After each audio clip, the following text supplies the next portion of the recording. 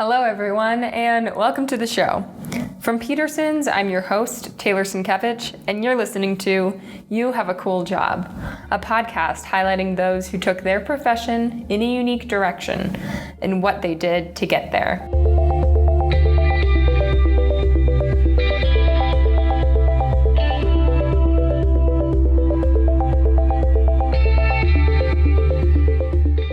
On this week's episode of You Have a Cool Job, we talk to Trish Bonney, who gets to create beautiful living spaces as a career.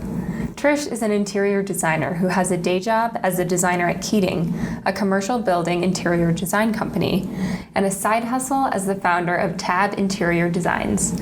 Trish didn't think she could make a living as a designer when she was young, and begins by telling the story of how she ended up here.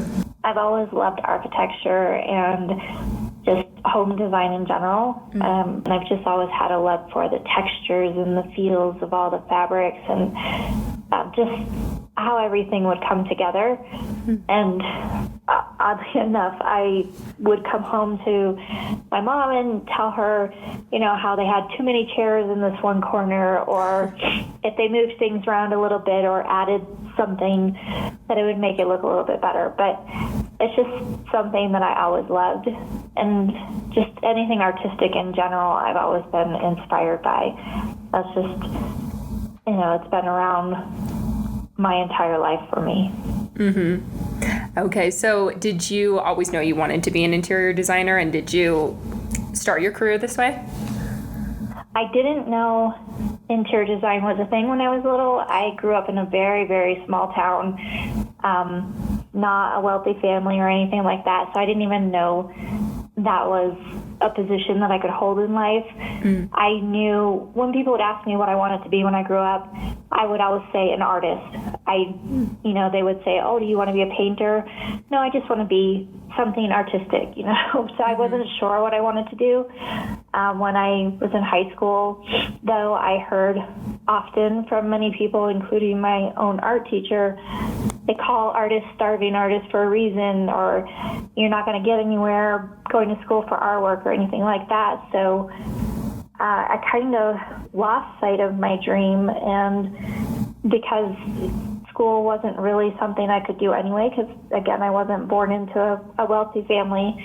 I went into the military, but while I was in the military, I constantly dabbled in whatever I could that was artistic and whatnot.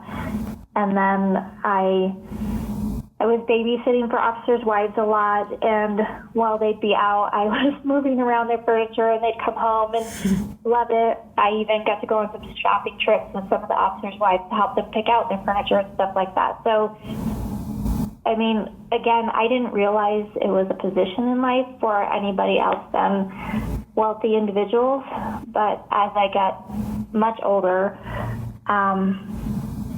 and to a point in life where I could afford to do something that I always wanted to do, like your dream, I decided to go back to school. And that was when, I realized this is a job that even I could do, but I want to make it so it's for anybody.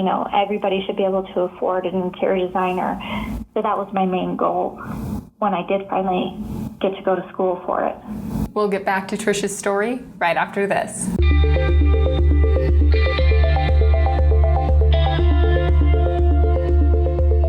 Are you searching for the right college, grad school, or trade school to fit your needs? Or are you studying for those entrance exams you need a good score on? Peterson's has you covered. With advanced college and scholarship search functions, test prep for everything from the SAT to the MCAT to the firefighter exams, and tons of free resources on our blog, Peterson's helps you find, get in, and pay for school, plus much more. Visit petersons.com today.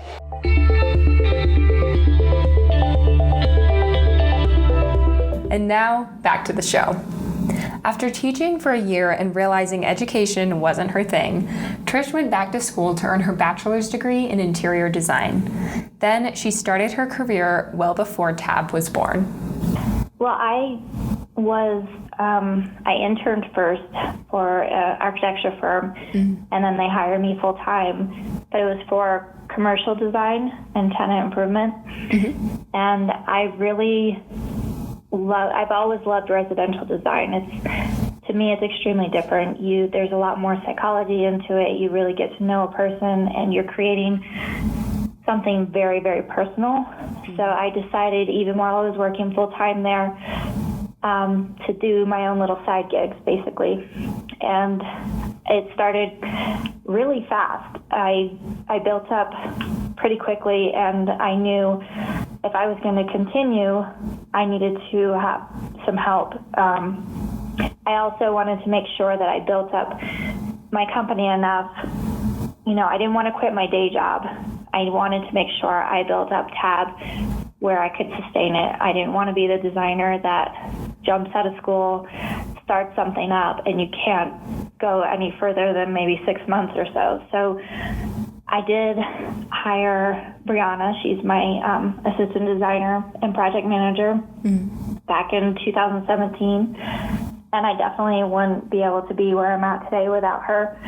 But she manages all the projects, and she helps design them. We work together as a team. And what I really appreciate, because I did intern for another residential firm, and the reason why I knew I needed to start my own was because I wanted an atmosphere where it's more about collaboration and sharing, and not only sharing in the design, but sharing in the credit, like give credit where credit is due. And that's what I found was missing a lot in residential design at that time. It was more of, you have a design assistant, that design assistant gets all the ideas together, but the principal designer gets all the glory. And that's not what I wanted. I wanted somebody who was a team member with me, a partner as much as possible. But that's definitely what Brianna has been for me, and luckily she stayed with me, and we're doing really great. Trish's ultimate goal is to leave her day job and pursue Tab Interior Designs full-time.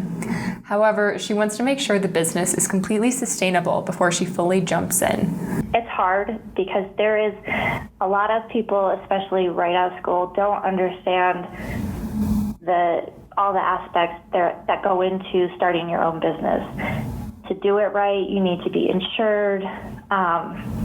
You need to have your social media game up. You need to have your website, and a good website. It can't just be something that you create overnight. You have to have a good portfolio. It takes time to build clientele and whatnot. So I wanted to make sure it's as strong as possible before I take that leap. And again, without having Brianna working for and with me, there's no way I could be working so many hours, but I'm the type of person, I'm going to do what I have to do, especially if you tell me I can't do it.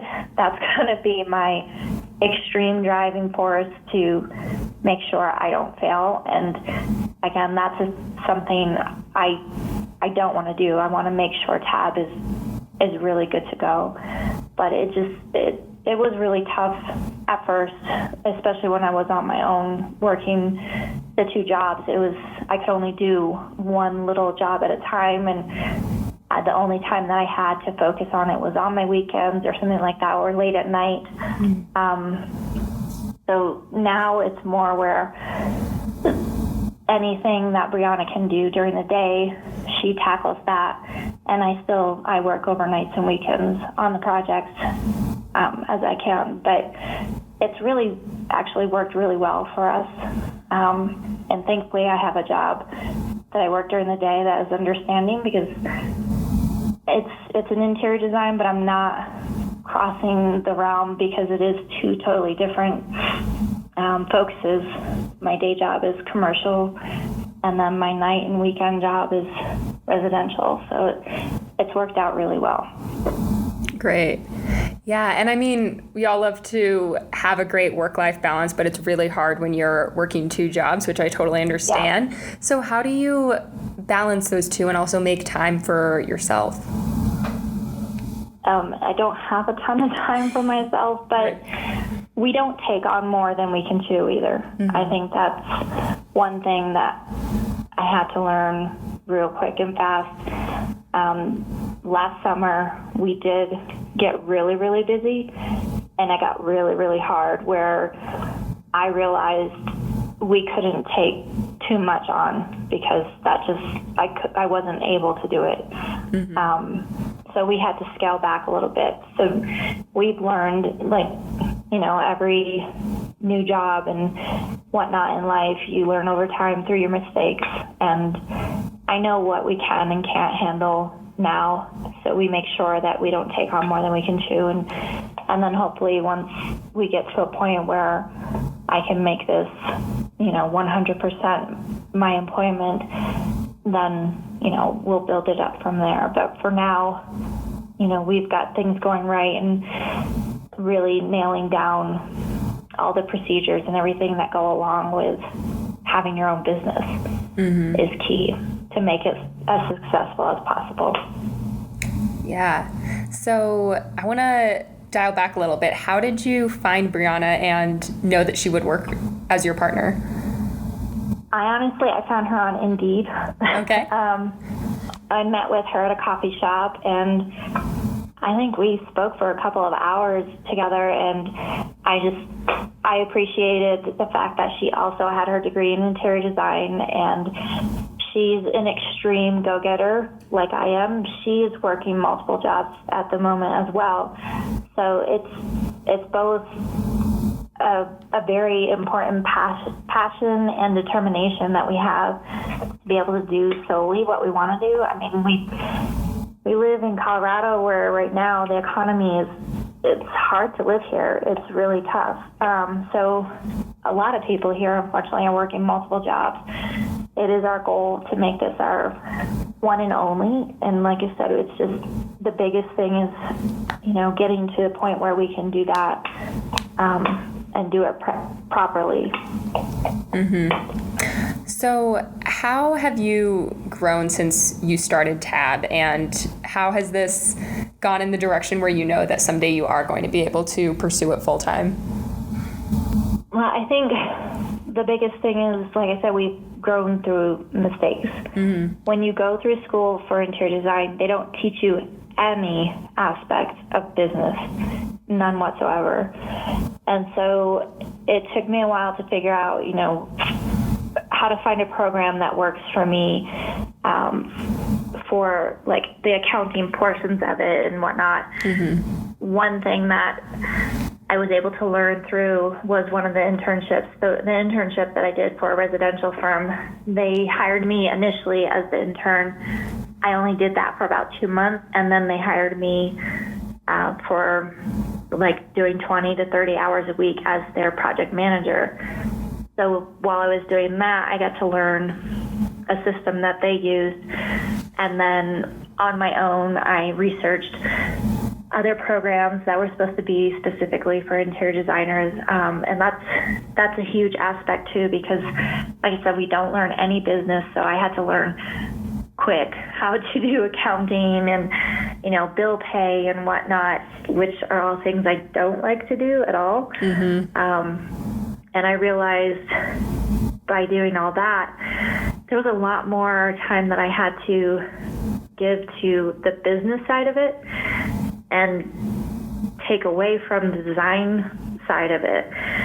So I never wanted to be a business owner, to be perfectly honest, because I knew that unfortunately I was gonna, have to give more time to that side of it than I really wanted to. But like I said, I wanted to create an atmosphere that I enjoyed.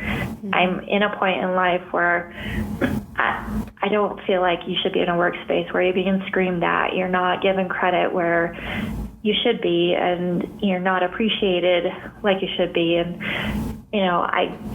I just wanted to create this on my own. So my growth has really been through all the mistakes that we've made, where we've had to learn on our own through, unfortunately, client jobs or something like that, how to work with contractors, how to make sure they're doing their job right.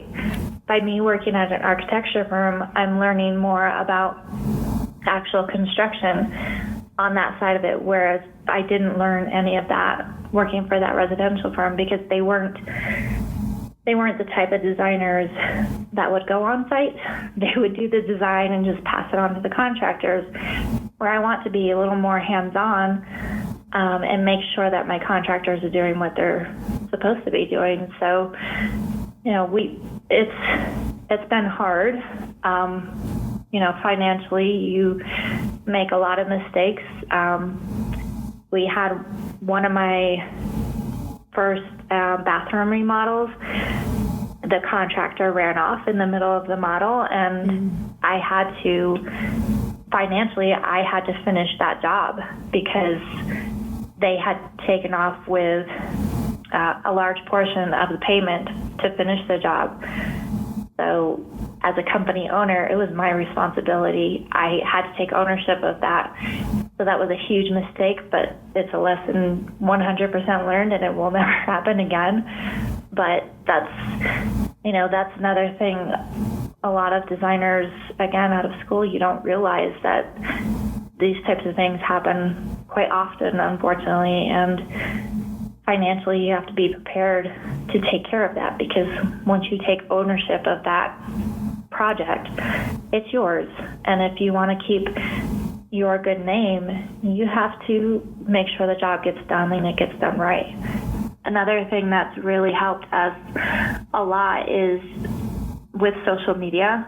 Again, that wasn't something that was around when I would have, if I would have done this when I was a lot younger, that wasn't around. And now I can get on forums with other designers that are in the mindset that we're at, where we can share and collaborate with somebody in a whole different state that you will never meet face to face, but they're willing to share, like, where can you get trade-only sources, how to deal with contractors in situations like I experienced. Like, I've shared my story with other designers, and there's a lot of designers now online that will even share their contracts, so you learn how to write them up properly and not hurt yourself in the long run, because it's tough. You have to have a really good solid foundation, and without things like that, I don't think I would be where I'm at today if I had done this, say, even just 10 years ago, because it wasn't like that then. Is there any part of the business side that you really enjoy creatively for any reason? Oh, I love any part where I can actually design anything. Like when we try to do a rendering for each of our projects, which is a computer-generated photorealistic picture of what's in my head, what I want for the space to be. Because a lot of people, you've got your artistic people who can visualize almost anything. I can look into a room that may be full of trash or whatever, and I can picture something totally different, whereas somebody else just sees a room full of trash. Yeah. So by creating these renderings, you get to pull out what's in my head, and I love to see those come to life, like how it looks in the rendering, and then when you actually get the paint on the walls and get the carpet in, or get the custom furniture put in with the upholsteries that you picked out and whatnot. Because even when I'm showing samples, like, you're showing samples are usually maybe a 4x4 of a quartz for a countertop, or if you're lucky, an 8x8 piece of fabric that you want to show them to put on their sofa or something like that, and they still can't see the full picture. But when you actually see that in the rendering and then physically come to life and you get to photograph it and whatnot, it's just, I don't know, I feel like a little kid. I want to giggle, and I get so excited seeing it come to life. And then when it finally clicks on in the client's head, when they start to finally see it, and you see the smile on their face, and how they're trying to express how happy they are that it's all come together and they love it, and it feels more like a home and comfortable for them. So that's the best part for me. Yeah. And I mean, I'm sure you strive for these moments with every client, but is there any that stick out in your mind as just being where you really brought something to life that somebody was really impressed with? We have a client, he's a single gentleman, and he has a condo, and the condo, when we walked into it before we did anything, it looked like a place that was totally stuck between the 70s and 80s. It was all cream color and really old cabinets that when I opened one of the drawers, I thought I broke it because it kind of fell out. And I was just, I looked in there and it was a tiny, tiny kitchen, super tiny. And what was disheartening for me was I knew that there was no way I could change the floor plan. But in the back of my head, I was like, well, I can't change the floor plan, so I need to knock it out of the park and make this space really sing with, whatever colors, textures, patterns, the products that we were going to put in there. And when I was picking out things, because he didn't really give us much to go on except that he wanted black cabinets, and that was about it. So I picked out things that I didn't want to make it what I liked. I was trying to get in his head and figure out what he wanted. And I always try to show the client at a minimum 3, like say we're doing new carpet, I show them 3 samples. If we're doing 3 different styles of cabinets, I'll show them the 3 different styles, just because it can get overwhelming for a lot of people. So I picked out 3 of everything, and I knew in my head what I was hoping he was going to pick out. And within 15 minutes, he picked out everything, and everything that he picked out was everything that I wanted. And I was so excited because we've never had a client pick out everything in that short period of time. Never had a client pick out everything that was like our first choice. And it was the first article that we got into a magazine that I was really, really proud of. It turned out really great. And I think it was an extreme change from what he initially had. We did his entire condo except for his bathroom. So we brought, although it was more of a 50 Shades of Grey color palette, we did bring color and life into a space that before we started, it was just so drab, so boring, literally falling apart. And he really loved it. And now he's having us come back and we will do his bathroom. So we'll end up doing his entire space for him. Great. And you mentioned getting into his head. How do you do that? I think my background in the military and then my background in teaching helps a lot with that. And to me, interior design does have a lot to do with psychology because, different colors do different things for a person psychologically. I do ask a lot of questions, and especially if you're doing something like somebody's master bedroom, their master bathroom, you get pretty personal. Like you want to know that you're putting in the right amount of storage and the correct type of storage for them. So we do ask quite a bit of questions. If you're doing a kitchen, we go through your drawers, we look through your cabinets to see, do you need a spice rack? Are you a really affluent cooker or a chef where you have tons of spices, where you need really specialized type of organization? Do you have lots of kitchen tools and stuff like that? So we get really personal. Another thing is, if it's a couple, you have to sometimes become a mediator. You have to teach your clients how to compromise. If they're not on the same page, it can get uncomfortable. There have been some times where I I did walk out of a room one time where I had a couple just start arguing in front of me, and I kind of put my hands up in a little timeout suggestion and was like, okay, I'm going to give you guys a couple minutes on your own.